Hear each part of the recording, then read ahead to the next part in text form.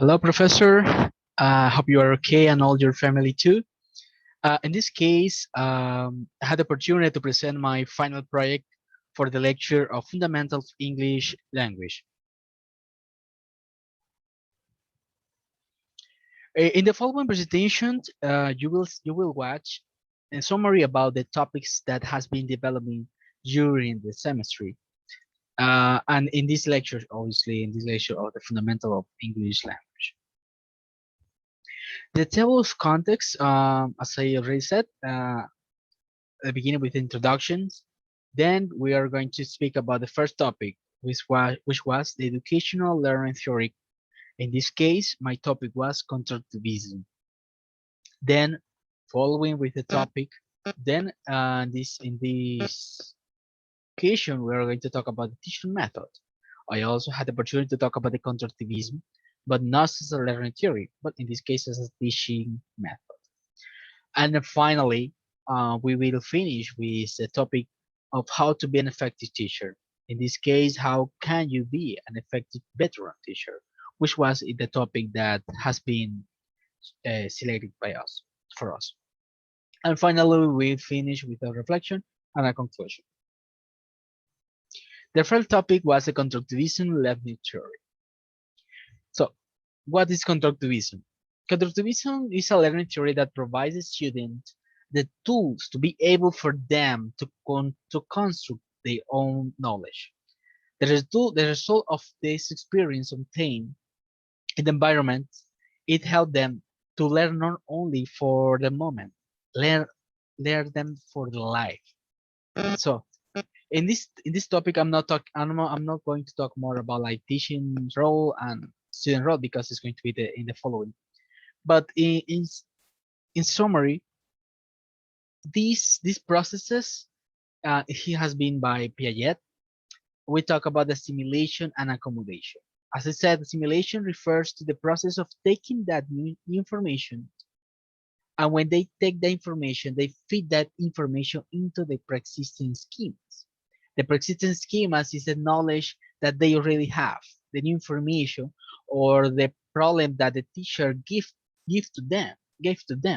So that knowledge they can experiment, they can put in practice. So this constructivism, in summary, is you learn by doing, you learn by practicing, and the accommodation is the opposite. Is when you get an information, but it doesn't, you can accommodate it. So you have to modify the schemas and accommodate to the new information. In the first, we adjust the information to the persistent schemas. In this topic, we modify the schemas to adjust the new information. Who was the creators? Who was the main workers on it? The first one is often cited is John Dewey, then Barnard and Piaget, and finally Bayos is the major theory among the social constructivists. The essential components of the constructivism teaching. They, there are several main components. And to include it in the plan of adhering to the constructivism principle in your classroom or when you want to design a lesson, you have to first put in practice the at least prior knowledge. New knowledge is created in relation to learners' pre-existing knowledge. Lessons therefore require exceeding the relevant prior knowledge. Then you have to create a cognitive dissonance.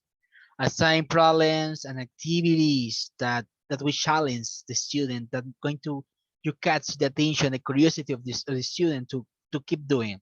Then apply the knowledge with feedback, encourage the student to evaluate others and learn by others' experience also too. And finally, reflect on learning. You can provide students with the opportunity to show them and themselves, to show you and themselves what they already learned. The next topic is a constructivism teaching method. What's the overview? As I said beginning, it's as a method, not as a theory, but are related.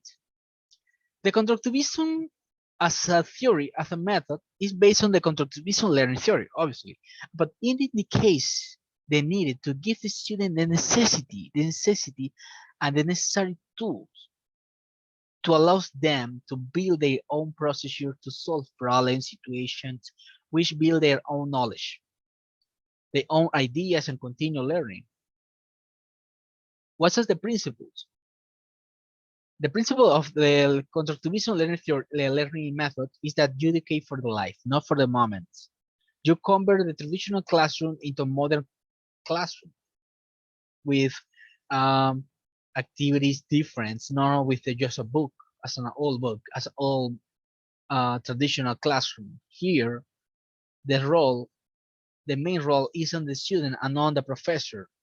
It encourages dialogue, teamwork among themselves with the teacher, interaction, its activities very quickly. So what is this, the student role and teacher role? The student role here is the main character, but it's not less important than teachers. The student here is to build is the responsibility is on the student. They have to build their own knowledge. Feel free to learn something, to explore, to experience. And the teacher role is to give that necessary tools to the students, keep the curiosity to keep doing, to keep practicing, to keep experiment, to keep exploring, to learn. There are some benefits and disadvantages. The benefit that this topic promotes autonomy in the students. They generate process of interaction, planning, and participation of education. They also promote the development of thinking skills in disciplinary and cooperative work. The disadvantage is that in the teaching and learning process, the student must be reduced to a subject constructivism and something that is not a process sensitive to be and sensitive to exist in the immediate future. And also it makes an organization of massive education plan and evaluation difficulty since each student is organizing his or her own learning place. So here you can evaluate it, the student, because everyone's right. The truth is not absolute, it's subjective, so you can evaluate them by what I are doing and not the result of that because they're not a specific result to evaluate, like mathematics. Here is just a sample lesson with the students interview, also what we had during the class. So the next and the finally topic was how to be an effective teacher, or topic was how you can be an effective veteran teacher. So in summary, we're going to talk about how you can be a better veteran teacher. Neither that you are new or veteran, you have to keep doing. So the first is don't teach out of the same book forever.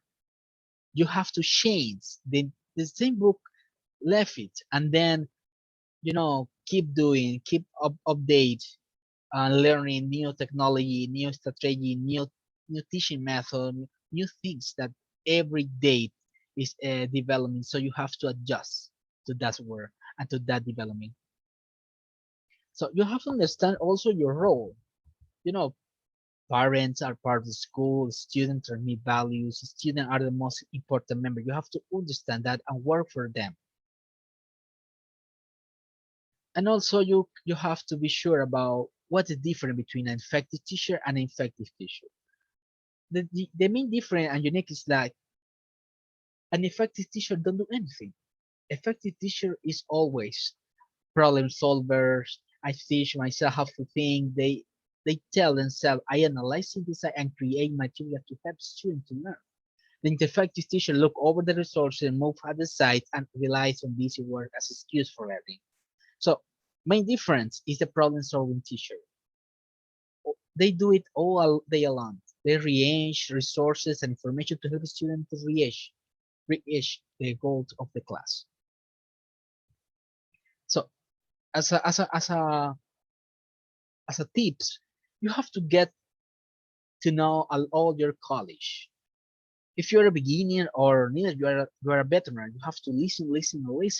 You have to work with the principal, with other students, with other professors, with all the people who work in the district school, because you can learn a lot from them. You can work. You have to make. You have to be sure that you are in a team and you have to teamwork. So it's very important that you have to listen the other experience. You're going to learn a lot from them. As a summary, the effective teacher can explain the district school and department and grades levels curriculum. They realize that the teacher is not a private practice, and the effective teacher is flexible and adaptable. And the effective teacher more important to know is that they always listen, listen, and listen. As a conclusion, in all the topic, it's very important to know about teaching method, learning theory, and how to be an effective teacher. Especially neither you are a veteran or neither you are a new.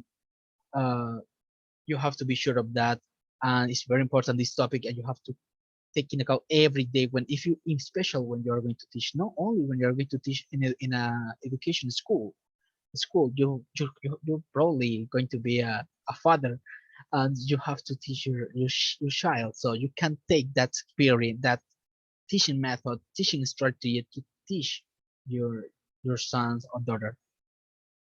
As a reflection, the experience lived during this semester in the matter in this subject was very good, full of new learning, and which is fundamental subject for all, even for those who wish to dedicate themselves to work as educators, as a teacher, a professor.